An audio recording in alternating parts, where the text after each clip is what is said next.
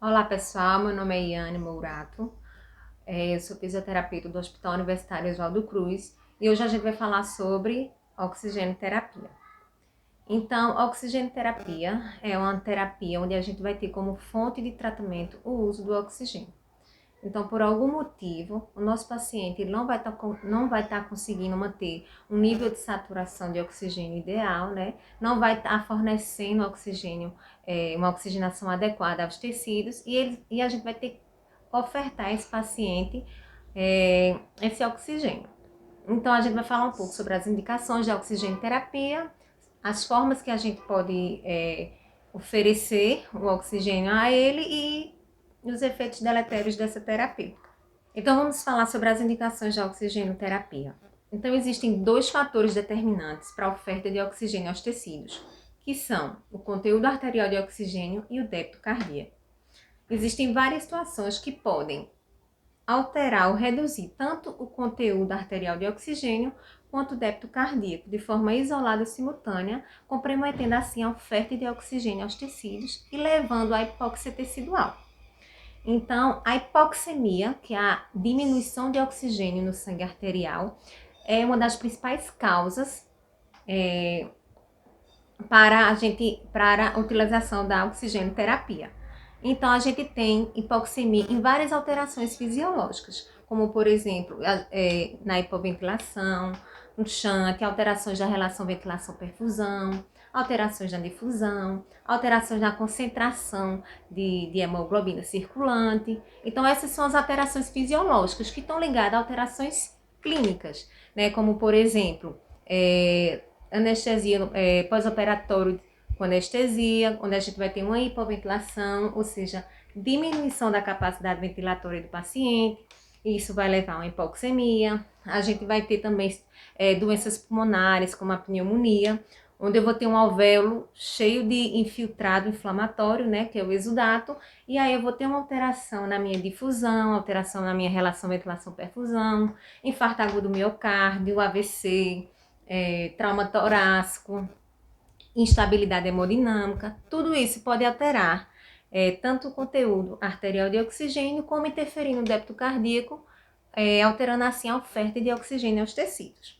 Então, um recurso utilizado para minimizar esses efeitos da hipoxemia e evitar os efeitos deletérios da diminuição de oxigênio nos tecidos é justamente utilizando a oxigenoterapia. Então, o que é a oxigenoterapia? Por definição, é justamente a utilização de oxigênio em porcentagens superiores às encontradas no ar atmosférico, que é 21%. Então, os objetivos da oxigenoterapia seria corrigir e reduzir os sintomas relacionados à hipoxemia, melhorar a difusão de oxigênio, melhorar a oxigenação tissular dos pacientes com dificuldade no transporte de oxigênio, minimizar a carga de trabalho cardiopulmonar e manter os níveis de pressão arterial de oxigênio entre 80 e 100 milímetros de mercúrio e uma saturação arterial periférica de oxigênio entre 90 e 97%. Então, vamos falar sobre os sistemas de liberação de oxigênio. Então, eu posso promover essa oferta de oxigênio ao paciente através de dois sistemas: um sistema de baixo fluxo e um sistema de alto fluxo. Existe uma grande confusão, inclusive entre os colegas fisioterapeutas, técnicos, enfermeiros, em relação a essa questão do alto e baixo fluxo, tá certo? Quando eu falo um sistema de alto fluxo, eu não estou me referindo ao fluxômetro lá de parede, aquele que a gente ajusta a litragem, não estou me referindo a esse fluxo, e sim o fluxo que é gerado ao redor do paciente. Então, quando eu pego o sistema de Venturi, por exemplo, que é um sistema de alto fluxo, eu tenho um sistema de orifícios. Qual a finalidade desse sistema de orifícios, por exemplo? É justamente arrastar o ar, acelerar o fluxo de ar. Então, por exemplo, se eu pego uma Venturi de 50%, que eu vou falar mais adiante, eu tenho que ajustar lá um fluxo de 15 litros por minuto. E ela vai me dar um FiO2 de 50%. Mas o fluxo gerado no arrasto de ar, ele pode chegar a 100 litros por minuto. Vamos falar um pouco sobre os sistemas que podem ofertar esses oxigênio ao paciente.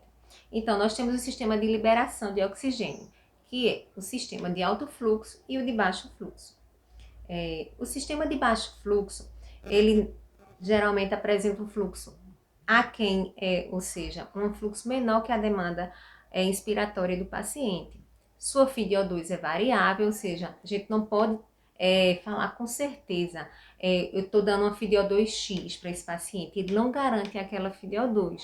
Por quê? Porque ele depende, o sistema de baixo fluxo depende essencialmente do padrão ventilatório do paciente, ou seja, do volume minuto desse paciente, tá? Que por sua vez depende da frequência respiratória e do volume corrente. Então, se é um paciente que respira bem superficial, que não gera aquele volume minuto adequado, então eu não posso garantir que a FiO2 que eu estou dando é aquela que eu predeterminei lá no fluxômetro com a litragem.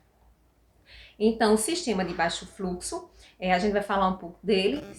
A gente tem a cânula nasal, temos o catéter DO2, temos as máscaras com reservatórios de não reinalação e de reinalação parcial, temos a tenda facial e a máscara simples. E nos sistemas de alto fluxo, onde eu vou ter um fluxo acima ou igual à demanda do paciente, ao fluxo inspiratório do paciente, eu vou poder garantir melhor essa fração inspirada de oxigênio que eu estou colocando. E não necessariamente vai depender do volume minuto gerado pelo paciente, uma vez que eu já proporciono um fluxo alto, um fluxo adicional para esse paciente. Então vamos lá falar de sistemas de baixo fluxo. Então vamos iniciar com a cânula nasal. A cânula nasal é um sistema de baixo fluxo que a gente geralmente utiliza quando a gente precisa de baixas concentrações de oxigênio. No dia a dia, na nossa prática do dia a dia, a gente acaba chamando de catéter nasal, mas o catéter é totalmente diferente da cânula, tá certo? A cânula é esse que vocês vão ver no slide, onde tem que parece um binóculozinho e ele pode ofertar oxigênio com frações inspiradas de 24 a 44%, tá? O fluxo ele pode variar de 2 a 6 litros por minuto. E na neonatologia não é aconselhado a gente utilizar fluxos superiores a 2 litros por minuto, justamente para evitar lesões de mucosa, ressecamento, sangramento, visto que é uma mucosa mais delicada, né? Então, a gente tem na cânula nasal como vantagens o baixo custo, ser simples, a capacidade de você ter de tossir, de falar, de se alimentar, mas ao mesmo tempo é um sistema de baixo fluxo que ela não garante FiO2, como eu falei inicialmente, e pode provocar ressecamento de mucosa se a gente bota fluxos acima de 5 a 6 litros por minuto. Então, vou falar agora como a gente vai titular essa fração inspirada de oxigênio nesses sistemas de baixo fluxo.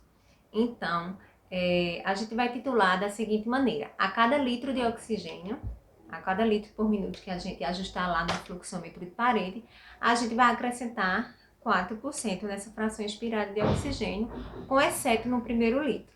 Então, o primeiro litro de 21%, que é o que a gente respira no ar ambiente, vai para 24%. Se eu colocar lá 2 litrinhos, vai para 28%. 3 litrinhos lá no fluxômetro, vai para 32%. 4 litros, 36%. 5 litros, 40%. E 6 litros, que é o máximo, 44%. Então, é bem simples de titular essa fração inspirada de oxigênio nos sistemas de baixo fluxo. Então, vamos para o catéter nasal. Então, como vocês podem ver no slide que vocês vão ver, o catéter nasal ele parece uma sonda. Na verdade, você introduz o catéter nasal na nasofaringe do paciente. O quanto que você vai ter que introduzir vai ser justamente a distância entre a ponta do nariz e o lobo inferior da orelha. Então, a gente vai umidificar, né, a ponta do catéter com soro fisiológico. Essa ponta geralmente ela tem vários furinhos para evitar que o fluxo de ar fique muito forte em um local só da mucosa, né? Então ela vai ter vários furinhos na ponta desse catéter e aí a gente vai introduzir, né, essa distância da ponta da orelha, ponta do nariz ao lobo inferior da orelha e vai fixar o catéter. Então, no sistema de catéter nasal, a gente vai ter um fluxo que varia de 1 a 6 litros por minuto e uma fração inspirada de oxigênio que pode variar entre 24% e 44%. Então, ele vai ter como vantagens baixo custo, simplicidade e fácil aplicação, Porém, ele vai ter como desvantagem ser um sistema bem desconfortável para o paciente, né? Você introduz esse catéter na nasofaringe dele, tem que estar trocando a cada 8 horas o catéter de narina para evitar ressecamento da mucosa e a distensão gástrica devido à aerofagia, né? Então, o catéter é esse que está aí no slide, é um pouquíssimo utilizado na prática clínica, eu realmente nunca vi, tá certo? E oferece uma FiO2 variável, justamente por ser um sistema de baixo fluxo e depender do padrão ventilatório do paciente, ok? Já a máscara facial simples, ela, diferentemente do catéter e da cânula, ela já pega a face toda, né? O nariz e a boca. Ela permite que a gente utilize fluxos maiores, porque ela atinge também frações inspiradas de oxigênio maiores. Como, por exemplo, ela permite que a gente use 5 a 8 litros de fluxo de oxigênio e atinge FiO2 de 40 a 60%. Então, as vantagens da máscara é justamente que a gente pode, inclusive nessa máscara facial simples, acoplar nebulizador e administrar medicações inalatórias, e ela é super simples também, de baixo custo. Já a desvantagem é que ela não permite uma comunicação muito eficiente, não permite que o paciente se alimente e também fornece uma FiO2 variável, tá certo? Então, para titular nessa máscara facial simples, a fração inspirada de oxigênio tem uma tabelinha bem simples, onde a gente ajusta de 5 a 6 litros por minuto, a gente oferece uma fração inspirada de oxigênio de 40%, de 6 a 7 de 50% e de 8 litros por minuto, a gente vai estar aí ofertando uma FiO2 de 60%. Prosseguindo, nós temos também as máscaras com reservatório. Temos a máscara com reservatório de reinalação parcial e a máscara com reservatório de reinalação, de não reinalação, aliás. Então, a máscara com reservatório com reinalação parcial, a gente vai usar quando a gente precisar de frações inspiradas de oxigênio maiores. Então, a gente sempre vai começar lá embaixo no catéter, aumentando um pouquinho, quando não for atingindo a saturação ideal, que a gente pré-estabeleceu, a gente vai usar equipamentos que forneçam uma fração inspirada de oxigênio maior. Então, nessa máscara de reinalação parcial, elas são máscaras diferentes da máscara simples, por exemplo. Ela é uma máscara, vai ter as válvulas exalatórias na lateral e elas vão estar acopladas a uma bolsa de oxigênio com capacidade de 1 litro por minuto. As máscaras de reinalação não parcial, elas fornecem frações inspiradas de oxigênio de 60% a 80%, né? E os fluxos variam entre 7 a 10 litros por minuto. Também tem como vantagem oferecer frações inspiradas maiores e como desvantagem porque elas são quentes, também não tem, como é um sistema de baixo fluxo, não tem como garantir a FiO2, depende também do padrão ventilatório do paciente. E tem que tirar para alimentação, é uma adaptação um pouco precária. Já a máscara de não reinalação tem como diferença entre as máscaras de reinalação parcial, porque a de não reinalação ela vai possuir válvulas. Ela vai possuir uma válvula unidirecional entre a bolsa de oxigênio e a máscara, vai ter uma válvula unidirecional.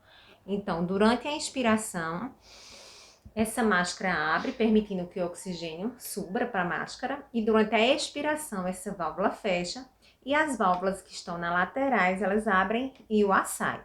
A diferença da máscara de não reinalação para a máscara de reinalação parcial é que, além dela conter essas válvulas unidirecionais durante a inspiração e as válvulas laterais, elas permitem uma fração inspirada de oxigênio maior. Algumas literaturas dizem que pode chegar a 100% de FiO2 e outras literaturas dizem que pode variar de 60% a 90% de fração inspirada de oxigênio, tá certo? Lembrando que existe uma grande confusão em relação aos sistemas de alto fluxo e baixo fluxo.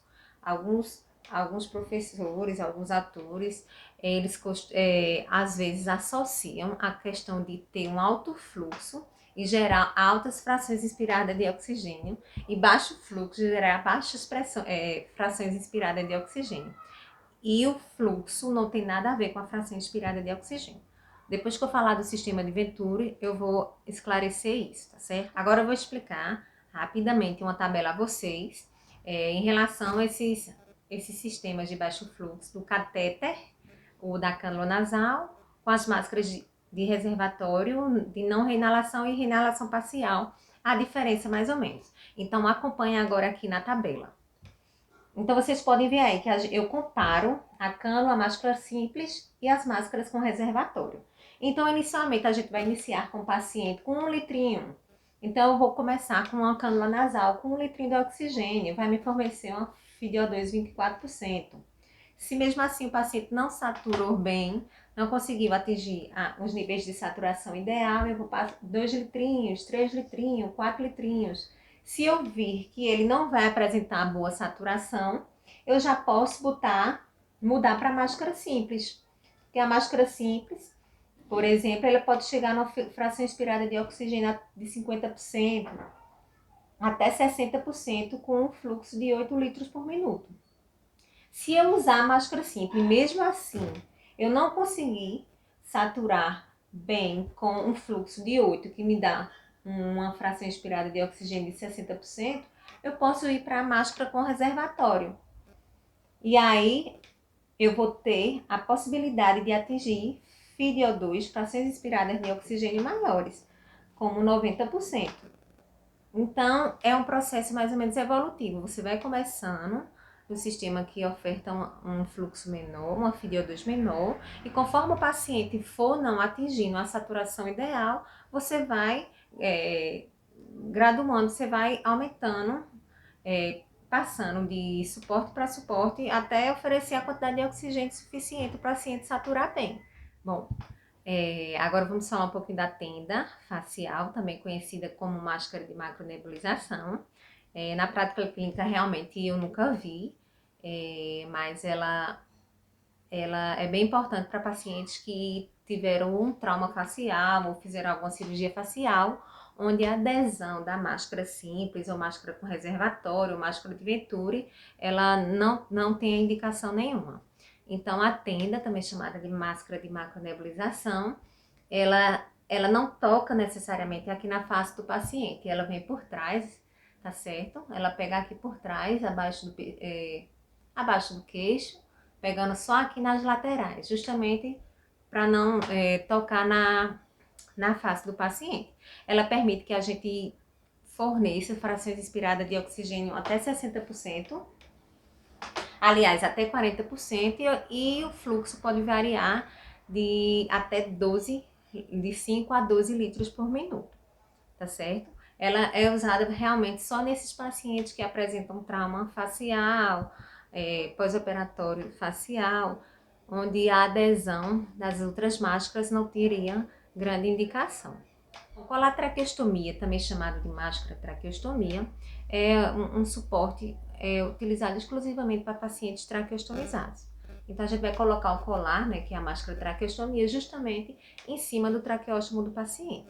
Tá? Ele permite que a gente utilize fluxos até 15 litros por minuto e forneça uma fração inspirada de oxigênio de 40 a 60%. Bom, então vamos lá para o sistema de alto fluxo. Os sistemas de alto fluxo têm uma vantagem em relação aos sistemas de baixo fluxo, porque eles não dependem necessariamente do esforço do paciente, ou seja, eles não dependem do volume minuto gerado pelo paciente. E lá nos sistemas de baixo fluxo, a gente depende dessa frequência respiratória, desse volume corrente, ou seja, desse volume minuto gerado pelo paciente. Nos sistemas de alto fluxo, eu não necessariamente dependo disso. Por quê? Porque o fluxo proporcionado pelo sistema de alto fluxo é superior ao pico de fluxo inspiratório realizado pelo paciente. Então, outra vantagem também é que nos sistemas de alto fluxo eu posso garantir, eu posso assegurar essa fração inspirada de oxigênio. O que não acontece nos sistemas de baixo fluxo, onde a gente não pode assegurar, afirmar e garantir aquela fração inspirada de oxigênio. Então, vamos lá. Quando eu falo em sistema de alto fluxo, as pessoas fazem uma grande confusão. Por quê? Porque as pessoas pensam que alto fluxo, estou me referindo àquele um fluxo de parede, aquele que a gente ajusta lá no fluxômetro. E não tem nada a ver.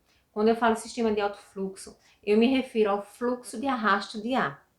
Então, quando eu pego o sistema de Venturi, que é o sistema de Venturi, é um sistema de orifícios que promove o arrasto de ar em torno da válvula de Venturi.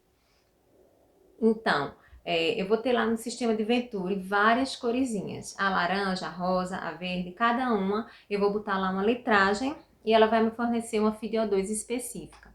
Então, quando eu pego a Venturi de 50%, aquela laranjinha, eu ajusto lá no fluxômetro parede 15 litros.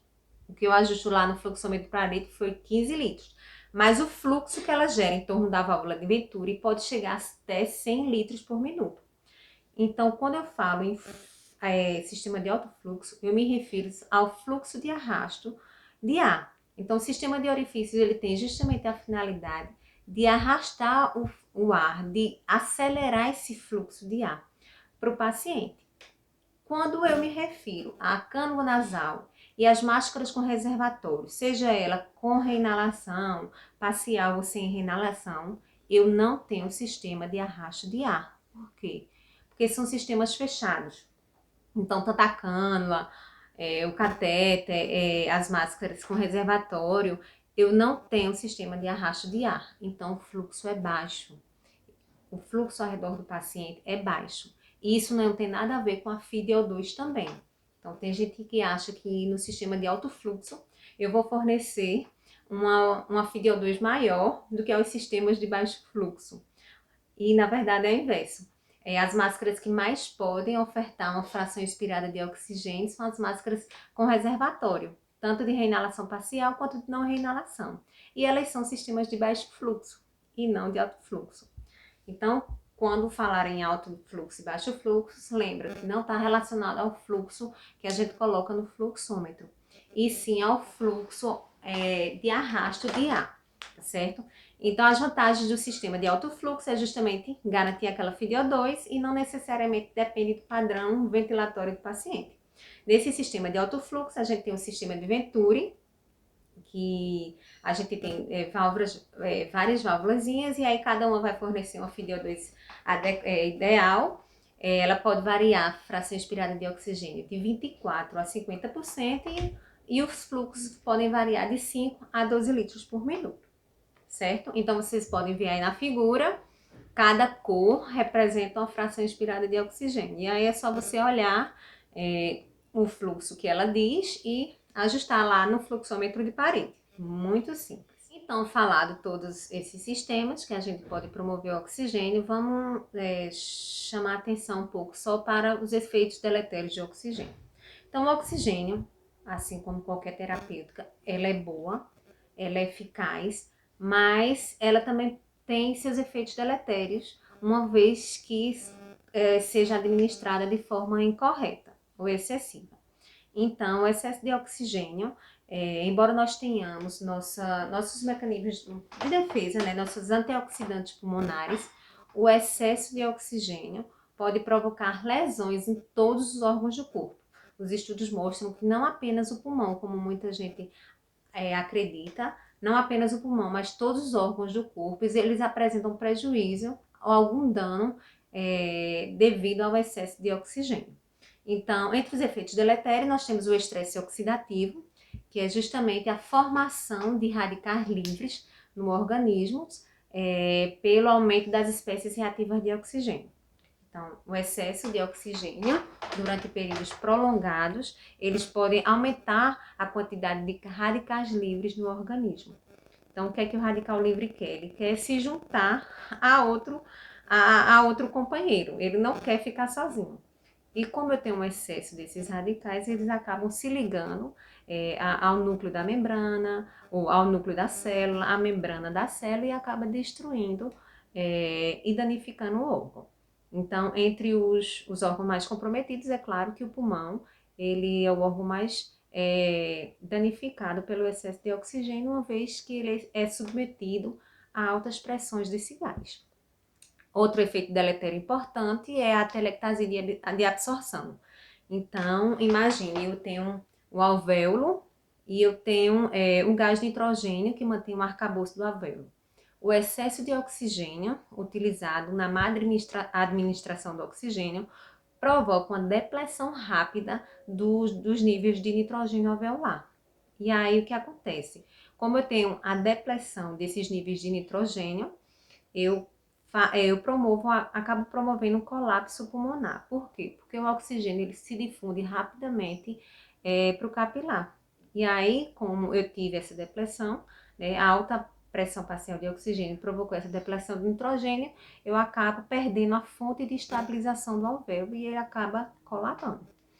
Então, além do estresse oxidativo, temos as atelectasias de absorção, temos as retinopatias da prematuridade, né? Lembrando que os recém-nascidos, principalmente os prematuros, além de eles apresentarem poucos antioxidantes pulmonares que ainda não se formaram, eles têm uma vascularização incompleta da retina, né? Isso predispõe a danos na sua visão. Então, em alguns casos, inclusive, eles podem até atingir a cegueira durante o internamento pelo excesso de oxigênio e pelo uso prolongado desse gás medicinal, ok? Vamos falar também brevemente sobre a oxigenoterapia nos pacientes com Covid, né? Com Covid-19, que está sendo um tema bem atual, bem presente no momento. Então, existem algumas recomendações para esses pacientes, tanto suspeitos quanto confirmados de Covid-19. Então, uma das orientações, por exemplo, é não utilizar o sistema de alto fluxo, tá? Que é o sistema de Venturi, justamente pela probabilidade de formação de aerosóis, já que ele utiliza altos fluxos de oxigênio. A mesma coisa, nesses pacientes a gente ficou definido, né, que não vai se utilizar os sistemas de umidificação, tá certo? Então ninguém vai botar ninguém vai ligar o fluxômetro lá com aquela aguinha para umidificar a via aérea, porque ficou estabelecido que a utilização de umidificador pode promover a proliferação de aerosóis, tá certo? Nesses pacientes de Covid-19, a saturação-alvo dos protocolos seria atingir uma saturação de 92% a 95%. Mas naqueles pacientes hipoxêmicos crônicos, como por exemplo os pacientes de POC, vai ficar tolerado, né, uma saturação entre 88% e 92%. Então eu coloquei na aula, nos slides, o fluxômetro da instituição, do Hospital Universitário Oswaldo Cruz e do PROCAP. Está lá, eu vou falar rapidamente sobre esse fluxômetro. Então, o que acontece? Quando o paciente com suspeita de COVID ou com confirmação de COVID-19, ou seja, com COVID positivo, e ele está em respiração espontânea, como a saturação-alvo é 92 a 95, se esse paciente chega em respiração espontânea e satura acima de 92, eu não preciso iniciar oxigenoterapia, tá certo? Porque a saturação-alvo é de 92 a 95. Caso esse paciente em respiração espontânea, ele sature abaixo de 92 e não apresente sinais de insuficiência respiratória franca, sinais iminentes de parada cardiorrespiratória que não precise ser entubado, aí sim eu vou iniciar a oxigenoterapia. A primeira opção de oxigenoterapia seria o cateter nasal DO2, tá certo? Então eu vou começar com o cateter nasal DO2 com baixos fluxos, sempre visando ele atingir a saturação-alvo, que é de 92 a 95. Então, vou botando 1 litro, 2 litrinhos, 3 litrinhos, até 5, 6 litros no máximo. Coloquei, ele não atingiu a saturação-alvo, o que é que a gente vai fazer? Pronar esse paciente.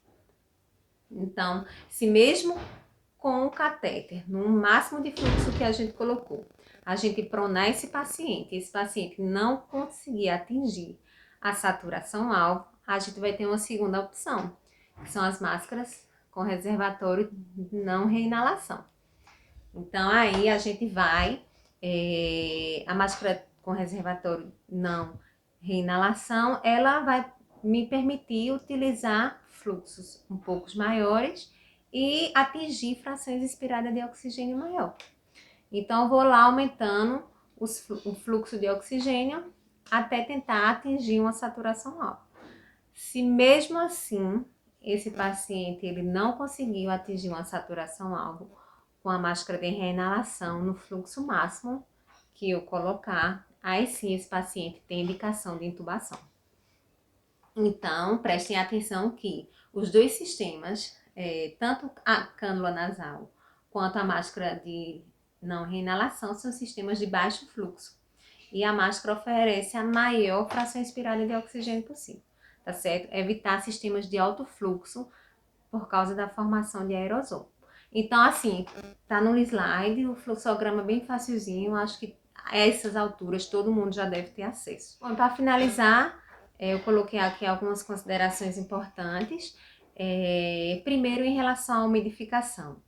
Então, existem algumas literaturas que falam que não necessariamente a gente tem que utilizar umidificação em todos os sistemas de oferta de oxigênio.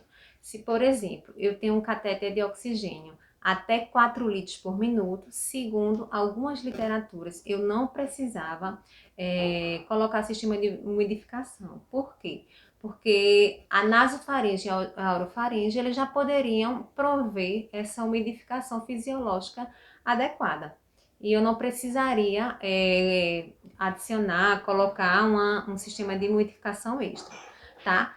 No entanto, na prática clínica, pelo menos que eu já tenho vivenciado, a gente sempre umidifica o oxigênio, independente da litragem. Mas algumas literaturas dizem que até 4 litros por minuto não é preciso existir sistema de umidificação, porque a gente tem um sistema fisiológico que pode prover essa umidificação. Outra consideração importante é sempre procurar a causa da dessaturação. Então, às vezes, durante o banho, por exemplo, o paciente começa a dessaturar. E aí, a reação imediata que todos têm é aumenta a FiO2, aumenta logo o oxigênio, chama o físio. Mas, na verdade, o ideal seria procurar a causa dessa dessaturação. Às vezes, o paciente está com extremidade fria, então a gente precisa aquecer essa extremidade, porque senão o oxímetro ele não vai conseguir ler bem. Às vezes, eu tenho um acúmulo de secreção na via aérea, então, às vezes, aumentam a FiO2 e deixam ela aumentada e antes não foi feita uma boa higiene brônquica. Então, não necessariamente o fisioterapeuta pode fazer essa remoção de secreção. O enfermeiro pode fazer, o técnico de enfermagem está habilitado a fazer. E aí, aspira o paciente, posiciona direitinho, de forma elevada na cabeceira, né, acima de 30 a 40 graus. E posiciona melhor esse oxímetro no dedo, aquece a extremidade. Se realmente tentar de tudo e ver que o paciente não melhora a oxigenação, aí sim a gente vai aumentando de forma gradativa essa fração inspirada de oxigênio. Mas sempre procurando a causa da dessaturação, tá certo? Às vezes não é nem uma causa ventilatória, mas sim uma causa de instabilidade hemodinâmica. O paciente está extremamente hipotenso, chocado, então eu tenho uma perfusão bem comprometida. Então não vai adiantar aumentar a FiO2. Então o médico, por exemplo, ele tem que aí nessa situação tentar estabilizar o paciente de uma forma clínica que a gente comece a melhorar essa hipóxia desse paciente, tá certo? Então sempre procurar a causa da dessaturação. Outra consideração importante é individualizar o uso do oxigênio. Então, por exemplo, a Sociedade Brasileira de Pneumologia, ela diz que os níveis de saturação periférica normal seria de 95 a 100%. Mas pacientes adultos jovens normais, como eu, por exemplo, eu posso estar respirando 98% o tempo todo, mas de repente minha saturação pode ir para 94, 93 e não necessariamente precisa iniciar um oxigênio adicional para mim, tá certo? Eu não preciso saturar a mesma coisa o tempo todo, tá certo? Por exemplo, quando a gente dorme também, que a gente apresenta aquele padrão mais de hipoventilação, algumas pessoas tendem a cair a saturação. Também não precisaria iniciar uma terapia com oxigênio extra, porque esse paciente desaturou um pouquinho durante o sono, por exemplo.